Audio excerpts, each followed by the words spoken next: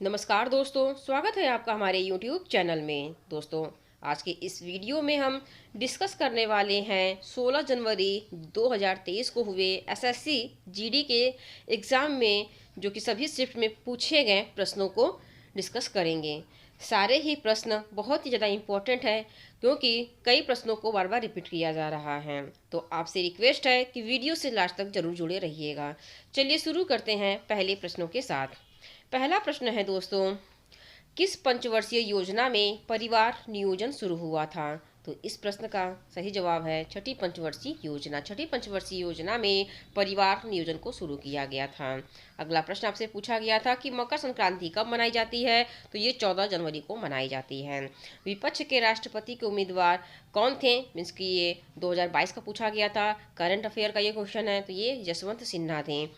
अगला प्रश्न पूछा गया था कि जंगल का पर्यायवाची क्या है? तो वन, कानन, गहन, झाड़ी, सहारा जंगल का पर्यायवाची शब्द है।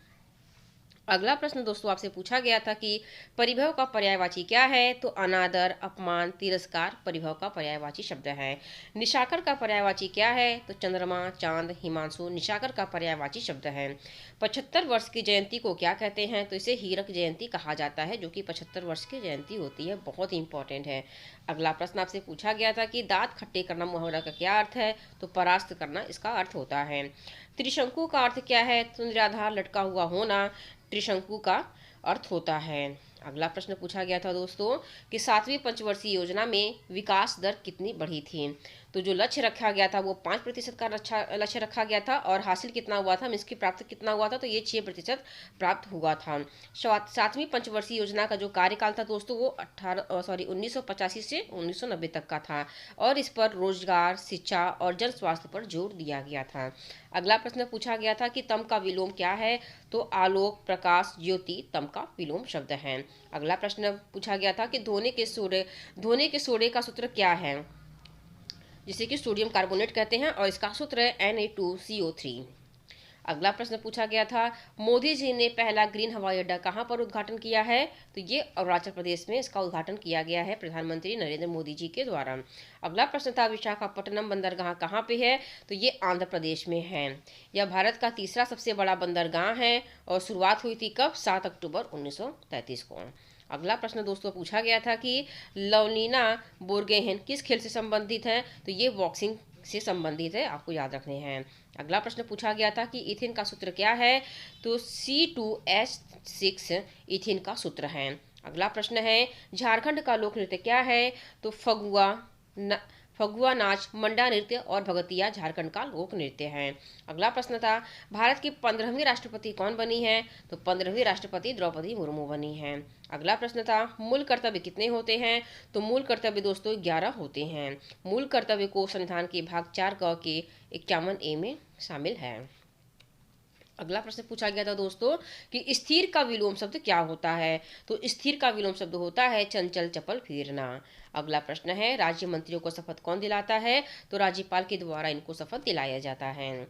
49वें मुख्य न्यायाधीश कौन है? तो ये यूयू ललित 49वें मुख्य न्यायाधीश हैं।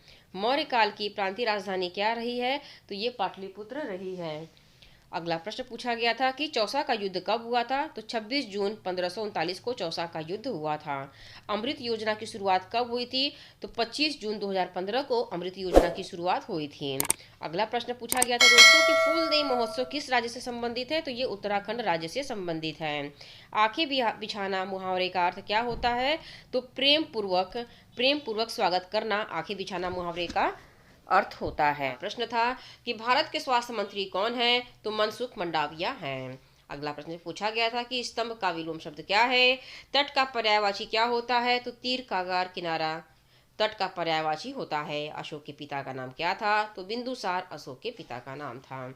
अगला प्रश्न पूछा गया था दोस्तों कि हम्पी महोत्सव कहाँ मनाया जाता है? तो कर्नाटक में हम्पी महोत्सव मनाया जाता है। अगला प्रश्न पूछा गया था कि 2008 में पद्मश्री किसे दिया गया था? इस प्रश्न का उत्तर मुझे नहीं पता है, आपको पता होगा तो हमें कमेंट बॉक्स में जरूर बताइएगा। अगला प्रश्न पूछा गया था दोस्तों कि मृत सागर किन देशों की सीमा को जोड़ता है? तो ये इजराइल और जॉर्डन की सीमा को जोड़ता है। अगला प्रश्न था कि ब्रिटिश ईस्ट इंडिया कंपनी की स्थापना कब हुई थी? तो 1600 ईस्वी में इसकी स्थापना हुई थी। अगला प्रश्न था कि मीरात अल अखबार भारत में किसके द्वारा शुरू किया गया था?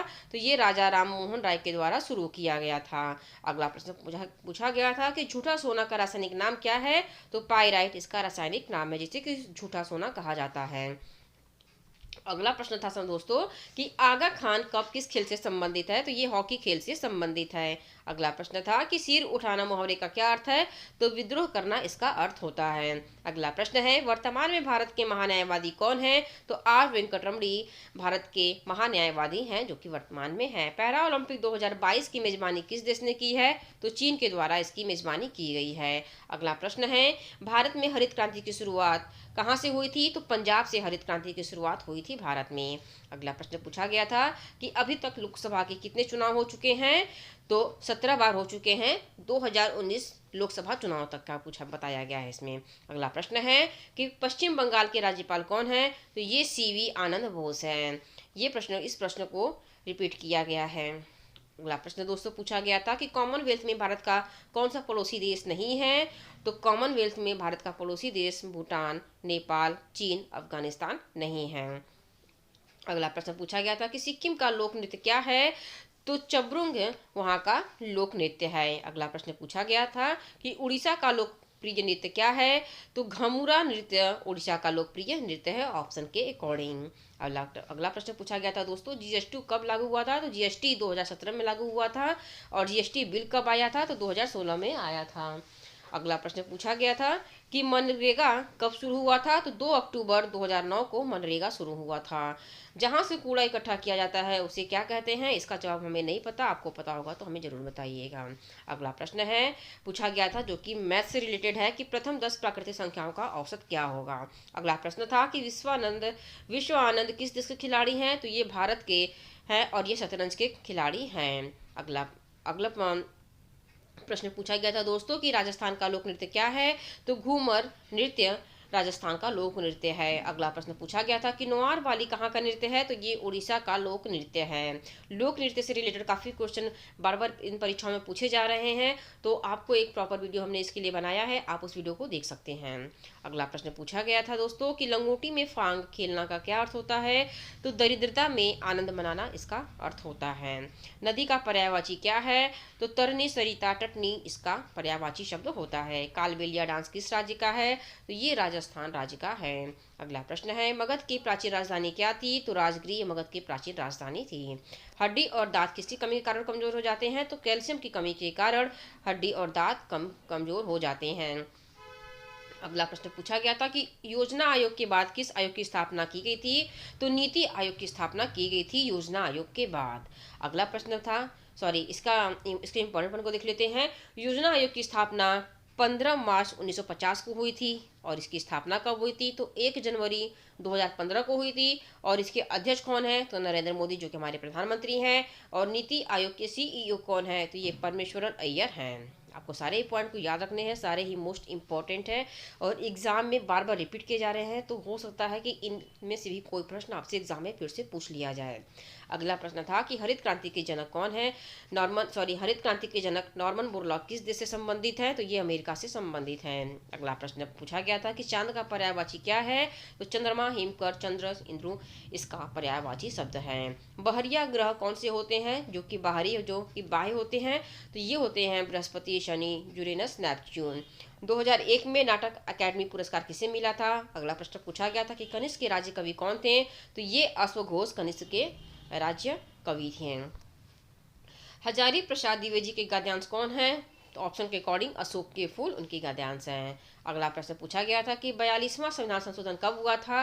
तो 1976 में हुआ था 42वां संविधान संशोधन। भारतीय संविधान के प्रस्तावना में 3 नए शब्द समाजवादी, धर्मनिरपेक्ष तथा राष्ट्र की एकता और अखंडता से जोड़े गए थे 42वें संविधान संशोधन के तहत। भारतीय संविधान में भाग 4A को जोड़कर अनुच्छेद 51A में नागरिकों के लिए 10 मौलिक कर्तव्य भी जोड़े गए थे।